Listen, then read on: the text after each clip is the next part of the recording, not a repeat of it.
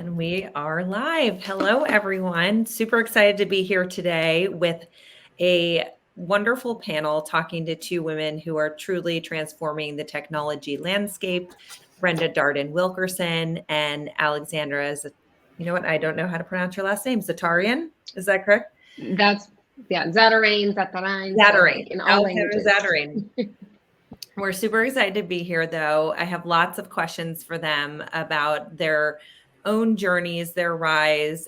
Brenda just had a recent event. But before I get into those questions, wanted to reintroduce myself, Allie Wyatt, co-founder and CEO of Female Founder Collective, of our new advisory marketplace platform, The North, as well as 10th House, which is our private membership community. And just quick reminders, we actually have our cohort closing at the end of this month. That is for Q4, and that's for 10th House. So definitely go, and we'll pop into the chat where you can find that and check that out if you want to become a member. And then we have our big annual summit coming up on 11/11/22. Great auspicious date in Los Angeles, downtown LA, in fact. And if you want to join us there in person, it's a transformative day as well. But I'm going to get right into and introduce our panelists. Brenda Darden Wilkerson is a pioneering thought leader and an advocate for access, opportunity, and social justice for underrepresented communities in technology.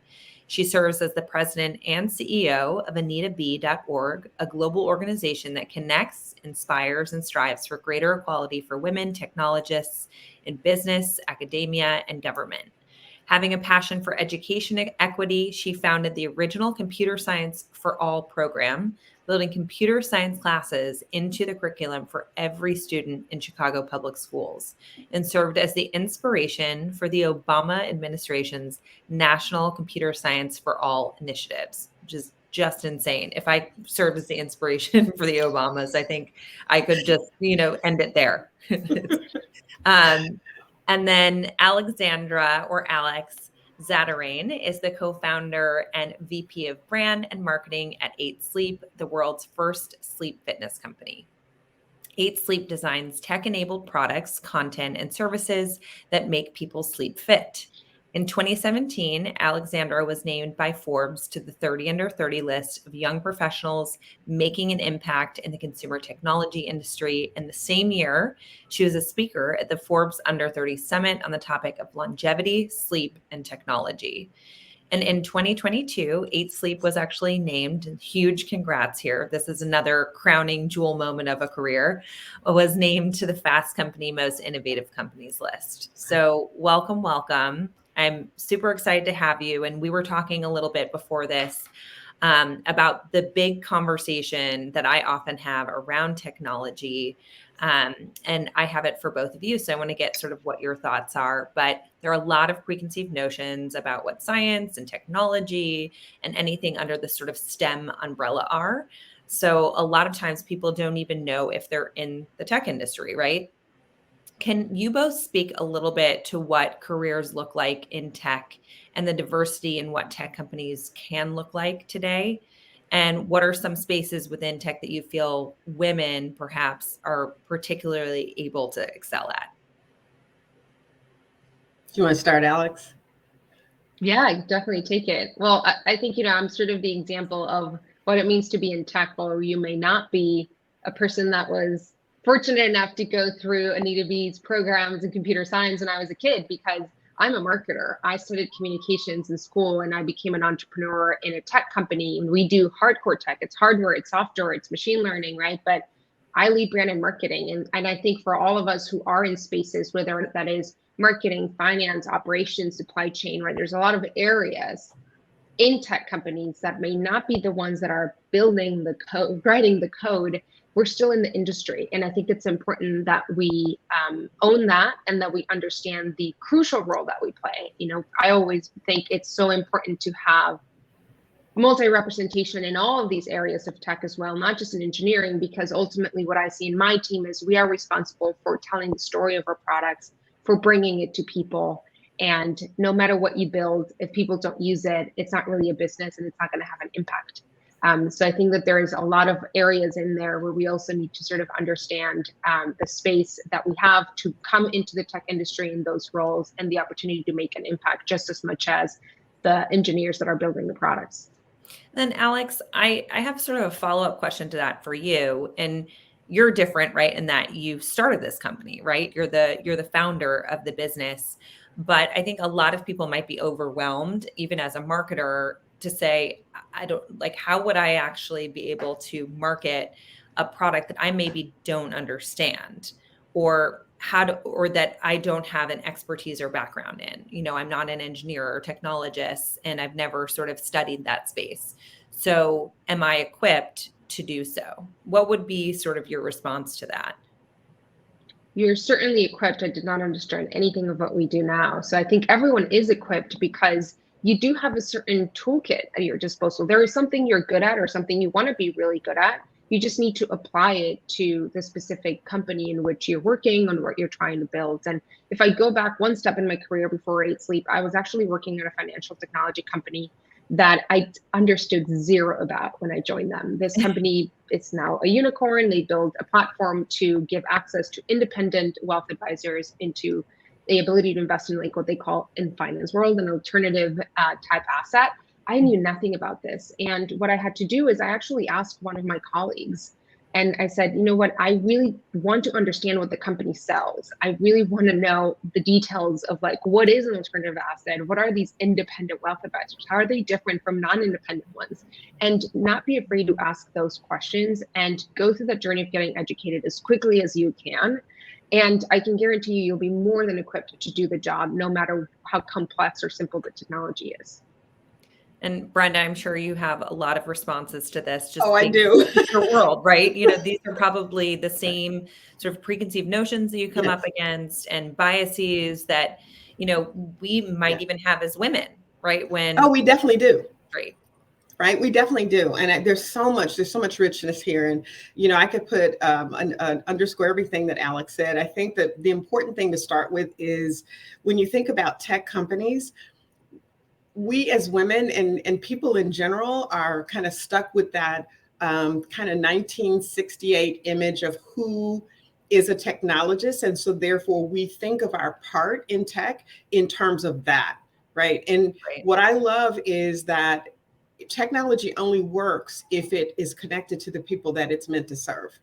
We think of many times the tech is the bits, the bytes, the hardware, but if it doesn't connect and solve a problem, then it's useless and it really doesn't have a future. And so those of us who are able to market it or do customer support around it or manage the finances for it or do the legal parts of it are really the 80%, and the tech is really the 20%. And I'm not trying to minimize how important it is to be a technologist. I spent about a third of my career doing the hard tech, and I came up the traditional pathway.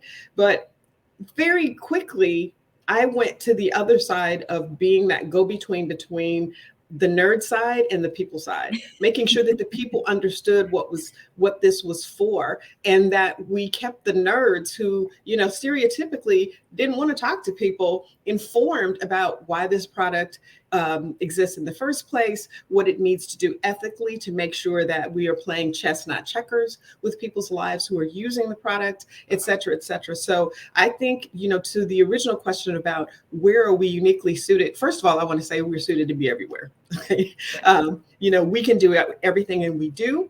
But I think one of our strengths as women is that we have that empathy, that ability to take care of the whole, and that allows the product to actually be useful for something, right? Instead of just this neat thing that somebody created, which very much we could easily devolve into as technologists, as geeks, as nerds, because it's all about this neat thing that I did. Well, it's really not.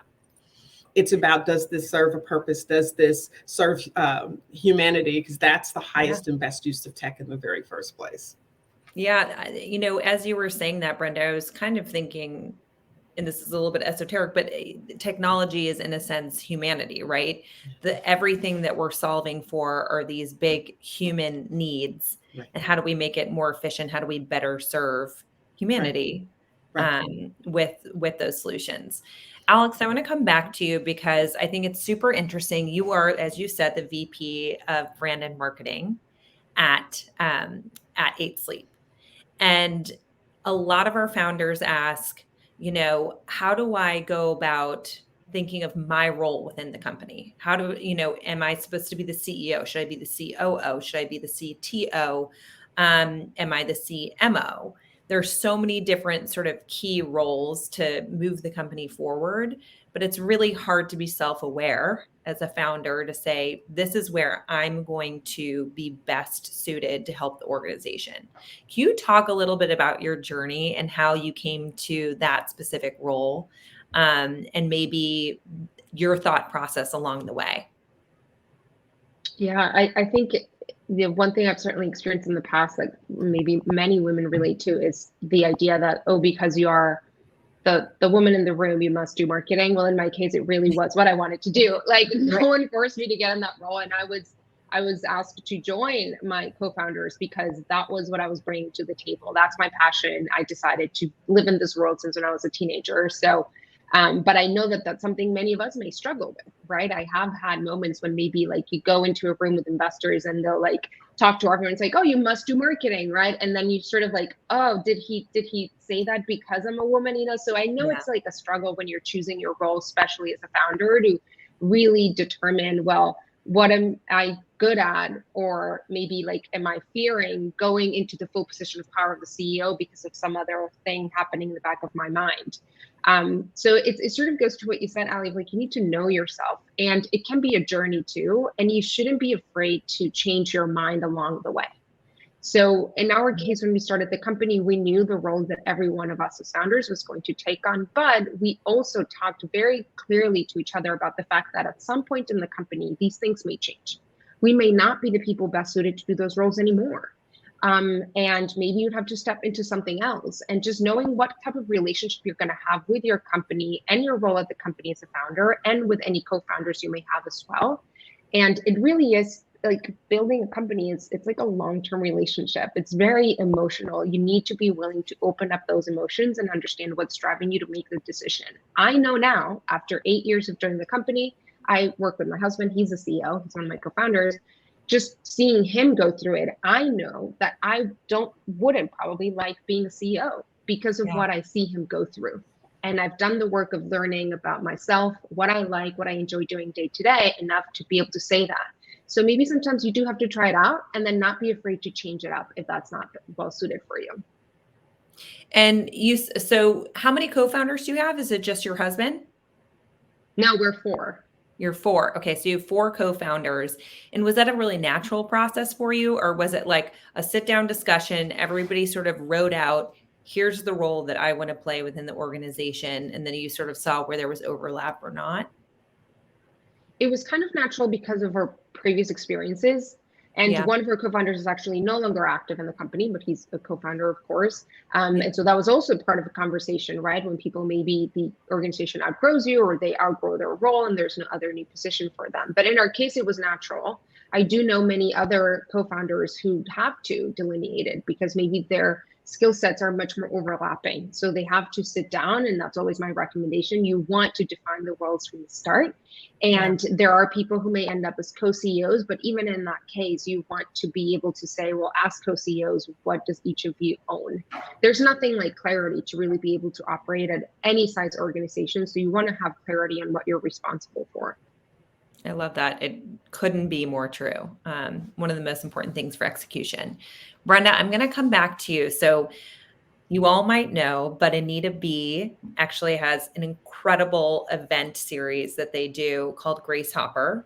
And you actually just finished up with Grace Hopper. And Brenda actually told me that there were 18,000 people in a reduced capacity event, which I can't even imagine. Can you tell us a little bit about some of the things that you learned there? Because you have some of the best technologists in the world that you're rubbing elbows with and who are sharing their insights. Can you tell us a little bit about what came out of this particular event? Well, what always comes out of the event is we're better together. We as women, we have this sort of like division in our personality. We as smart women doing technical work, running businesses, running educational facilities, we know inherently that we're not the only one, but we're normally isolated in these environments.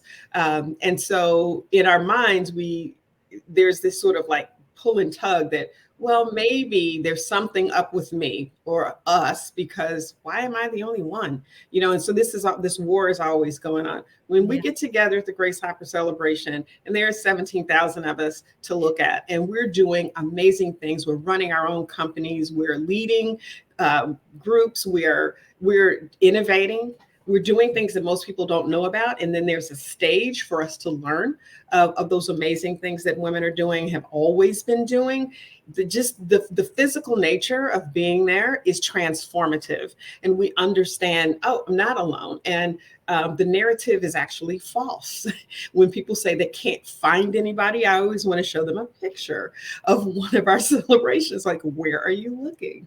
And we learn that we can create relationships that transcend our companies, our particular subject matter, even our countries, because 80 countries were represented there. And so that was one really important thing.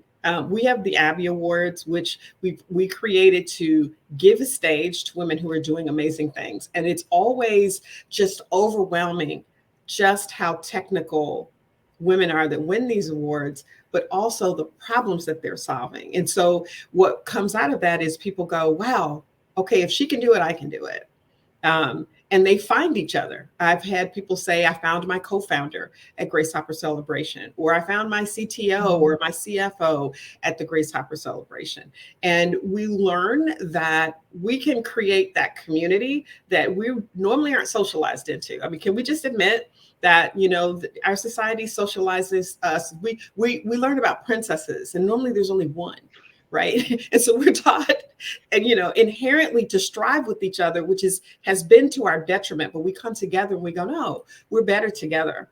We also learned, and I think a lot of people saw that inclusivity is not hard. We had everybody represented. Our tent is really big, and it's not that hard. And so then we activate people to go back into their environments and take that energy to change the processes and the systems that have caused us to be the way we are, such that there's more opportunity for more women. There's more opportunity for our products to serve more people, and that the world we live in actually changes. And that, to me, is the most important thing. Brenda, are there places you can actually go within AnitaB.org to find, if you are recruiting for technologists and you really want to focus on diversity? Are there places that you recommend going to do so?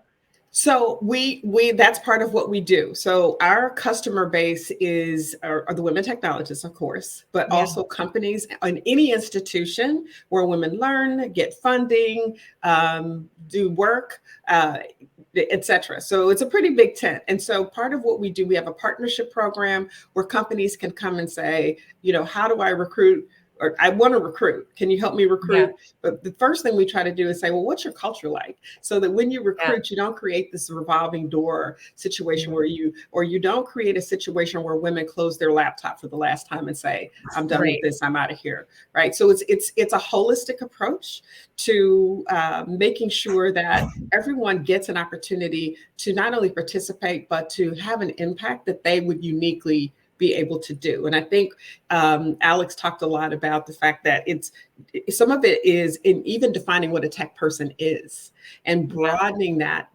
definition so that the fullness of that person can come in. Many times what I will share with women is when they're reticent about going into areas that are really sparsely populated with women, is that, well, look, you're what's missing. Don't go in and try to fit into some other, hole or slot, because that's not what they need. They need you. And so bring you and bring your perspective, and then the whole place is going to be better. So we work through all of those things to change the systems. This is a systemic problem that we're still stuck at 26.8% women in tech. When Anita issued her challenge of 50-50 in 1995, we were 35%. So this is a systemic problem. Wow. We backslid big time, right? And we've recovered from that, but not fully. So my 5 words are intersectional, gender, and pay parity. And if there's an opportunity, I'll share more about that later. But we're shooting for the whole banana. I love it. And that is great reframing. So true, Maggie.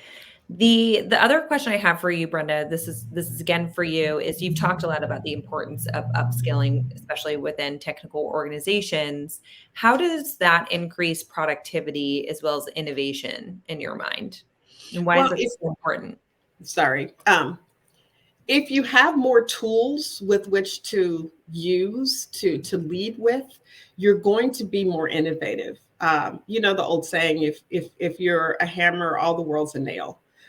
You don't even seek to go after certain solutions. And so upskilling keeps you fresh. It keeps you aware of some opportunities that you might not have known you had before. To take just sort of a little detour into an area that I think is really important, what women bring with those upskilling activities is a perspective to technology that is pervasive in our lives that actually can help save lives. For instance, we had an issue a few years ago, and you may have heard this, where self-driving cars didn't see Black or brown people. And that's because the data and the algorithms did not test for anyone that was not fairer skinned. Now, can you imagine a car hitting people because it can't see them, right? So we get women upskilled in the technology that allows them to go into these new arenas. And of course, they're going to go, wait, they're more likely to question the data. Yeah. That's testing.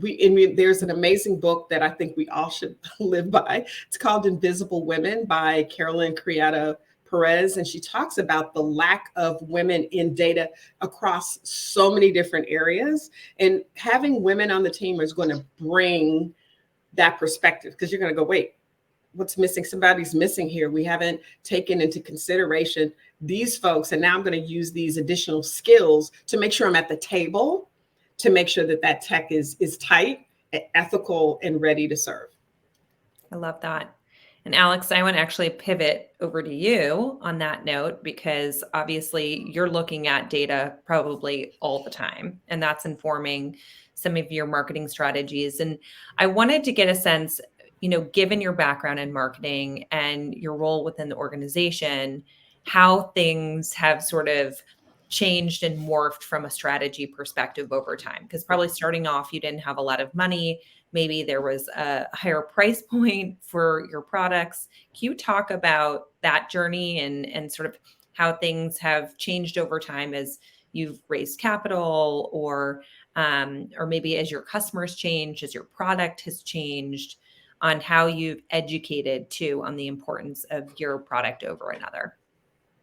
Sure. Before I jump into that, there's something interesting to what Brenda was saying around data, because we see that in the sleep space, which is really fascinating. But most of the things that we all know about sleep and how much you should sleep and the temperature in the room and like all of these things, the studies have actually been done. Please share some of these data points, by the way.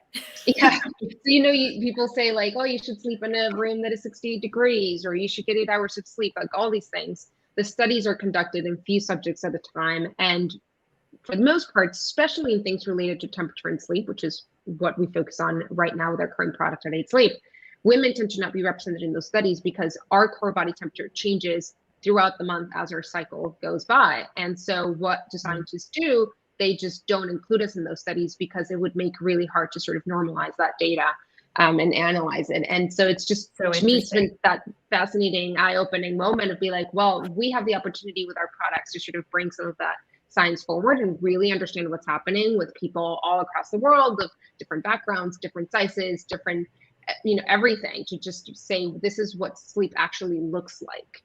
And so I do agree, like all these things have just such a huge impact on our health, our well-being, and we're taking all these recommendations based on things that were studied, not necessarily in people that look like us.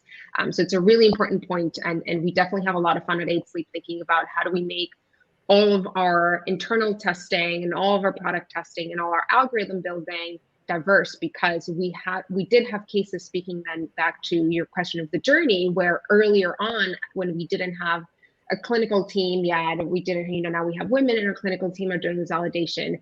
who maybe our algorithms were not as good at identifying things between men and women, right? And so it is really, really important for everyone to get involved in the tech industry, because our products that we're building in this industry they're not going anywhere.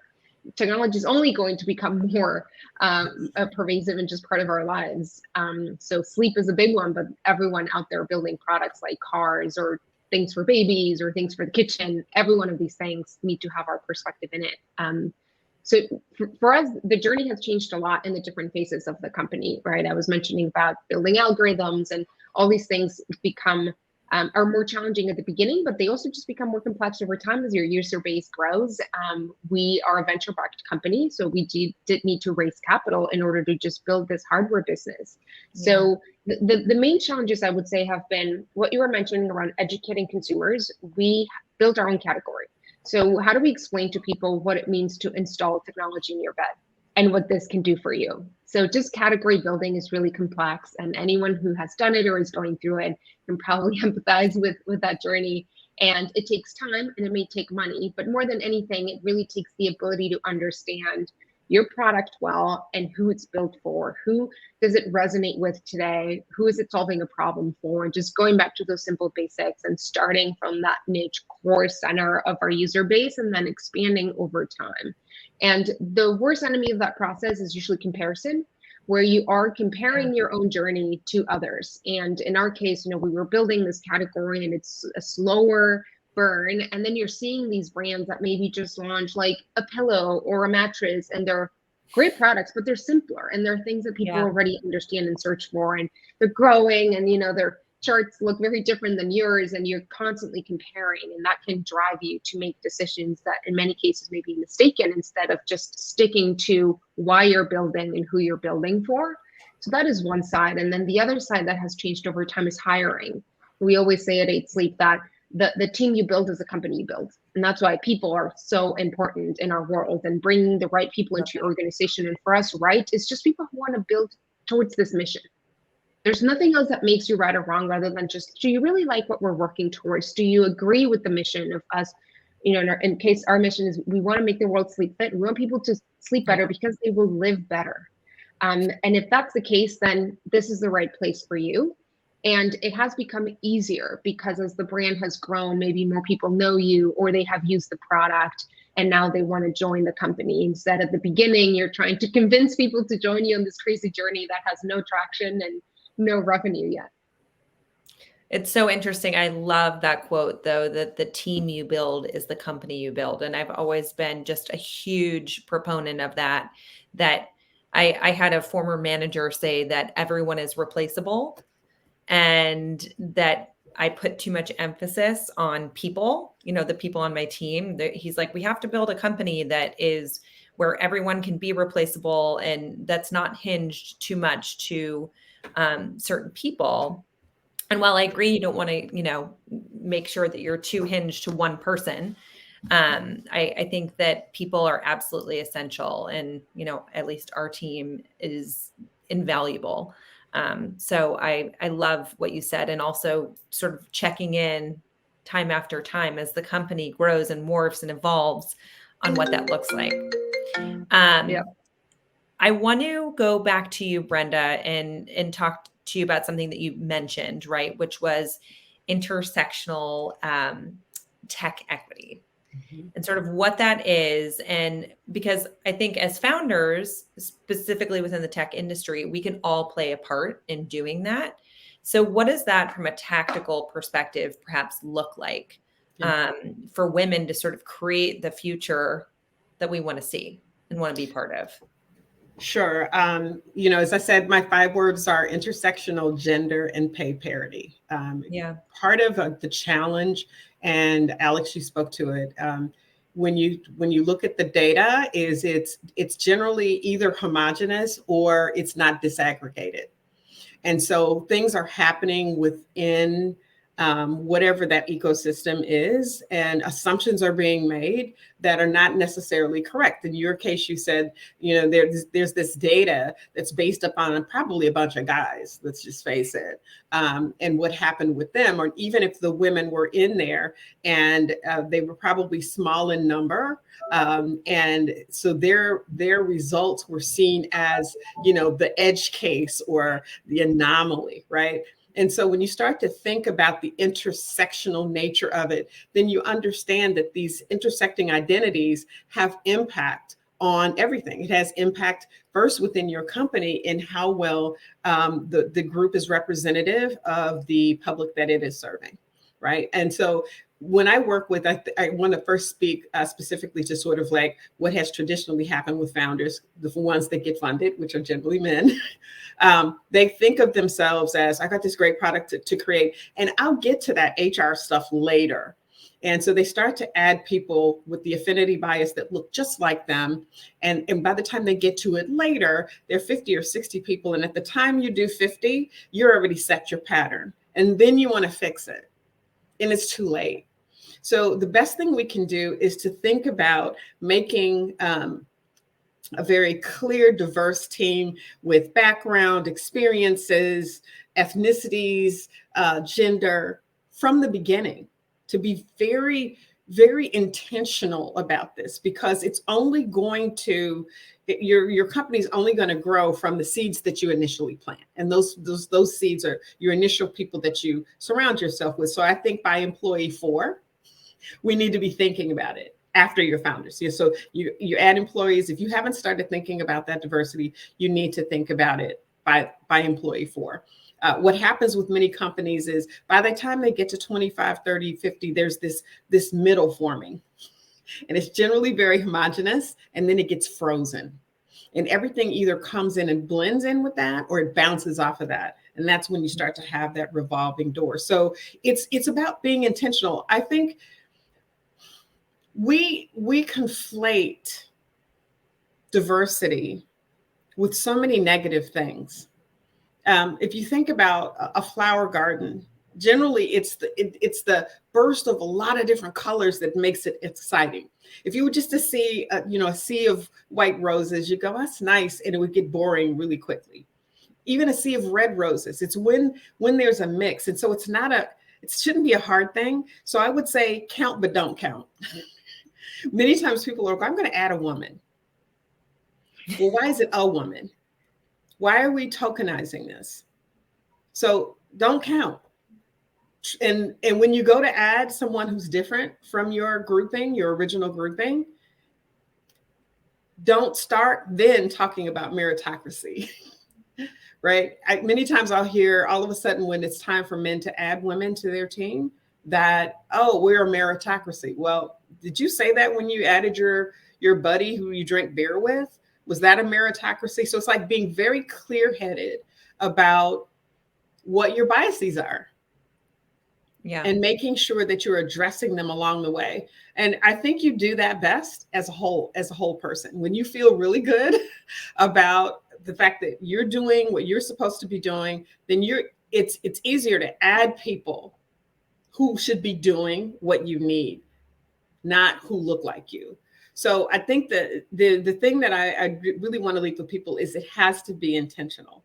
It has to be intentional. And if you look around and everybody around you is completing your sentence and you're completing theirs, it's time to do something different because that innovation is going to go down because you're not being challenged by people who think differently. There's one point I would just like to add here that I think it's like then the next phase of like, okay, you build a diverse team.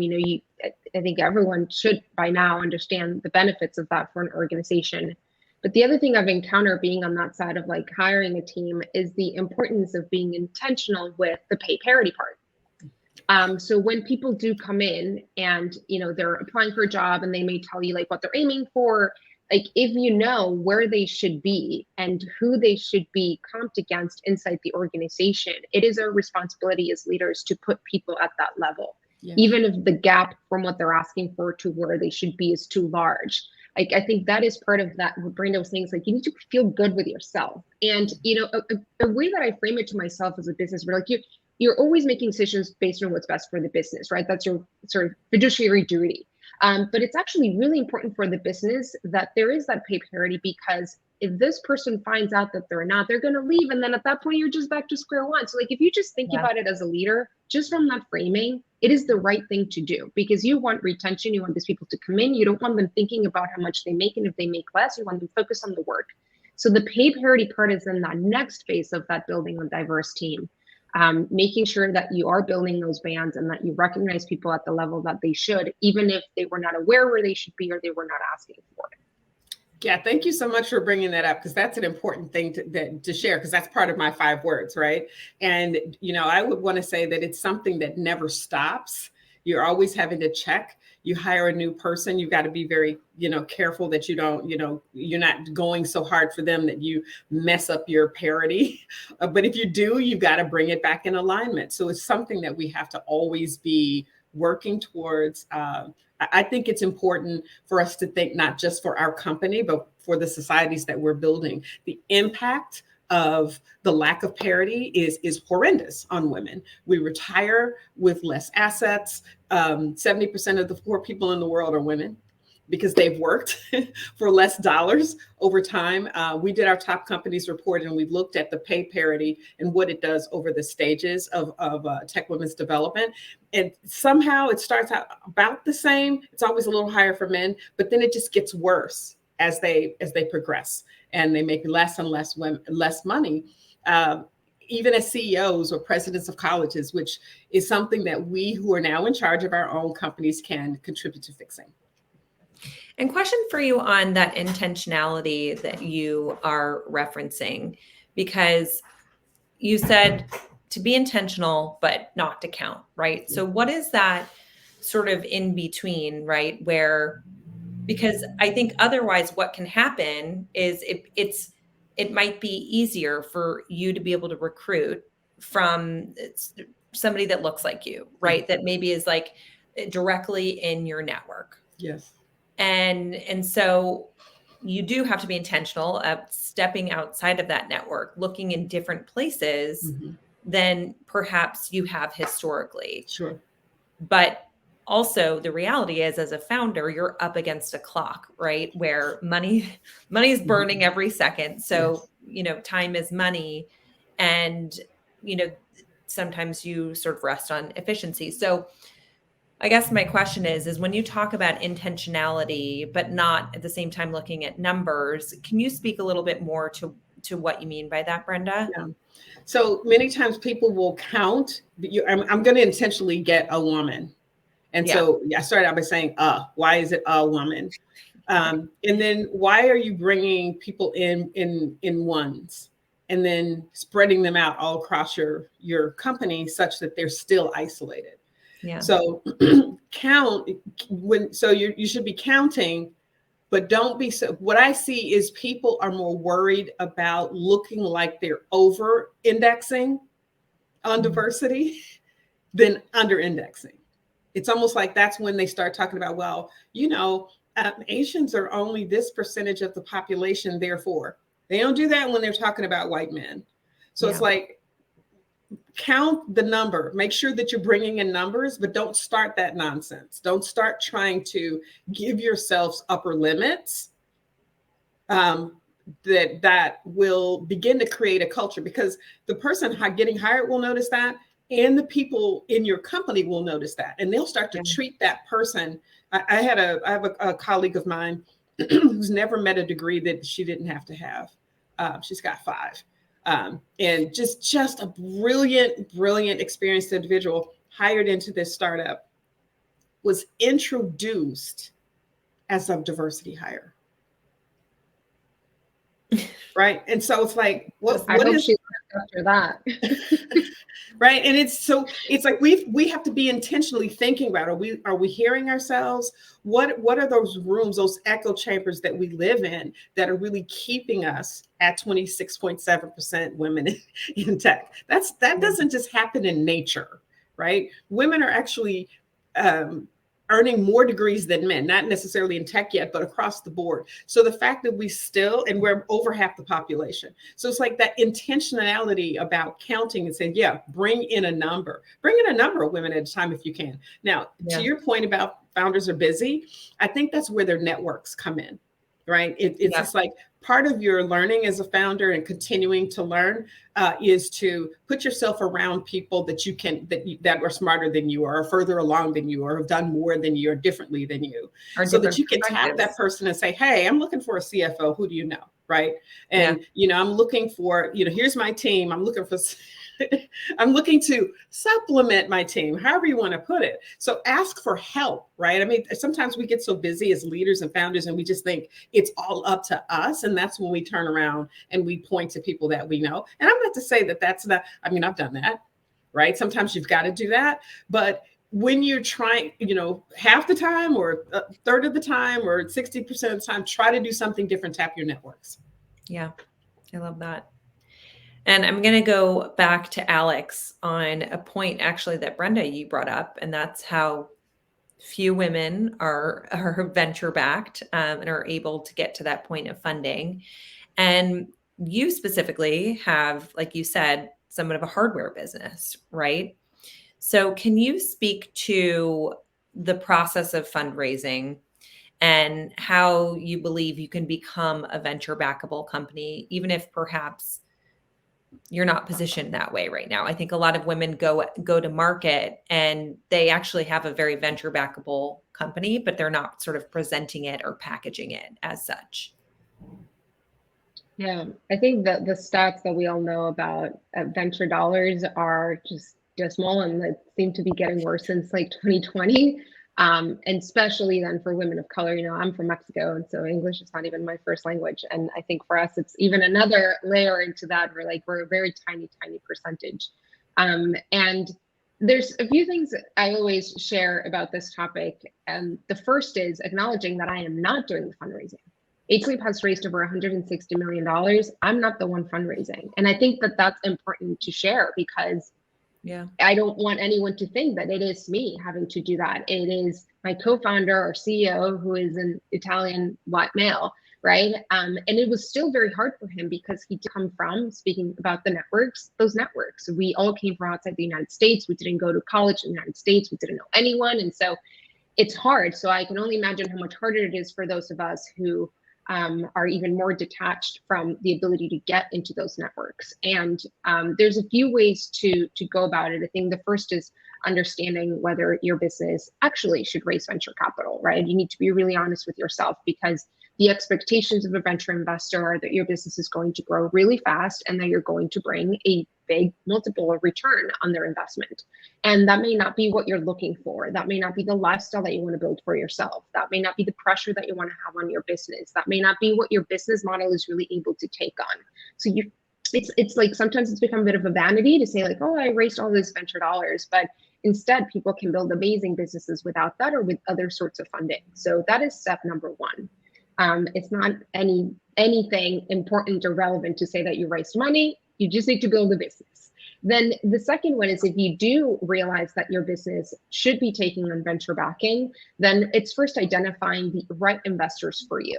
And that doesn't mean if you're a woman, they're women investors. That's really important. Like, it doesn't have to be that match, but it's who are the people that are investing in your market, in your category? Who has a genuine interest? Are you a fintech company? Are you a sort of creator economy? Are you in the Web3? Are you D2C? Are you beverages, right? And just finding the people that have invested money there and finding them at the right stage for you. There's all of these levels of different types of investors, from like those angel investors to seed, and now there's micro seed too, from Series A, Series B, and just, you need to do your research and find that data. I know there's a lot of orgs out there who have put together databases also for especially women founders to find those investors. And you can get introductions from other entrepreneurs as well, try to find out who invested in them at that similar stage. And then with your research, getting very tactical with how you approach them. And for good or bad, and I think mostly for bad, because that's also what I was mentioning we experienced with 8 Sleep, warm introductions go a longer way when in fundraising. And I say bad because for those of us that don't have an in into the right introductions, it just takes more time. And that's where attending events like we're saying Grace Hopper or like any other being part of where the organizations or networks becomes part of your job to connect with people that then can make the right introductions to the right people who can then fund your business. So true. I mean, that's why we also have Female Founder Collective and 10th House. That's a really important pillar. And one of the reasons why we started it is because we found just talking to other founders to get their advice on other funds that they should be tapping into or investors they shouldn't is really important. Well, this is the last question I have for both of you, and it's sort of two parts. And I wanted to first of all hear what's next from Anita B, as well as from 8 Sleep, what we can expect in the next year.